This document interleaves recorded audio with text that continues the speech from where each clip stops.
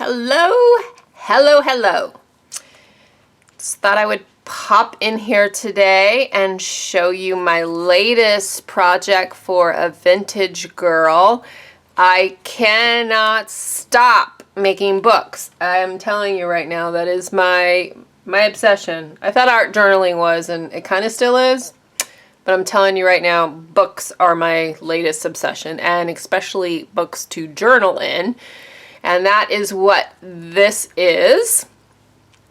So on my blog post, you will see a very short tutorial how to make this. It's actually very simple. You don't really need a lot of supplies.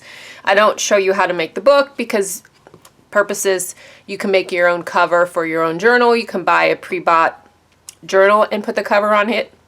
Or if you have a way that you make your own handmade journals, you can do the same. But I used some of the beautiful chipboard, both this piece and the wings here. And then I also, on the spine of my journal, put some of the hinge chipboard from a vintage girl, glued them on. There are brads in here, and you can see some of them aren't in very straight. I was trying to push them through the binding of my book, and I started hammering it. You know, when all else fails, hit it with a hammer is kind of how I feel.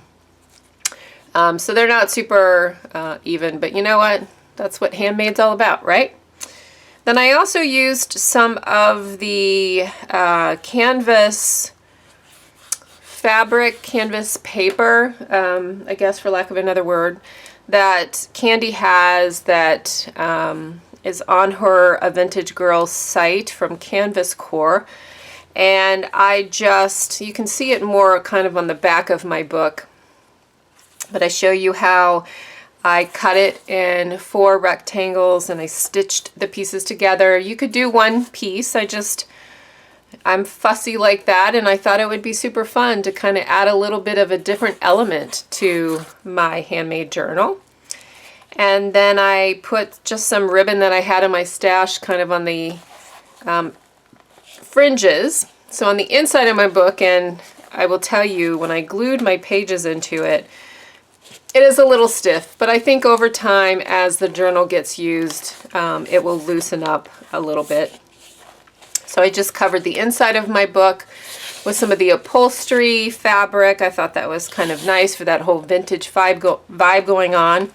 And for the pages of my journal, I had a friend at work save a bunch of these UPS envelopes, and I thought those would be super fun to use. When I cut them, each one of these is open like this, so I can stick fun little things in all the pages. I can use these envelopes as a kind of fun journaling element, but that's it. Lots of pages to journal on here. Put little memorabilia in here. It would be a fun journal to use for my travels.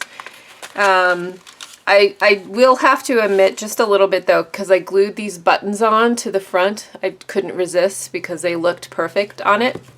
So when my journal is flat, you can see those hit a little bit, but you know what? That's okay. I have other journals that are a little bulky, and I'll just take a clip it down. It's all good. No worries. But that's just kind of a note to yourself if you do make one of these. If you use the buttons, maybe flatter buttons, you can see they're pretty dimensional. They stick up quite a bit, but I couldn't resist. I had 5 of them. I thought they needed to be on here because I thought it was perfect. But that is my journal. I hope you enjoy it, and I hope you make your own. And if you do, please, please, please tag me, because I want to see your journal as well. I want to see how this project inspired you to make yours, and especially when you start filling up your journals, what they look like on the inside. So that is all for today, and I will see you later.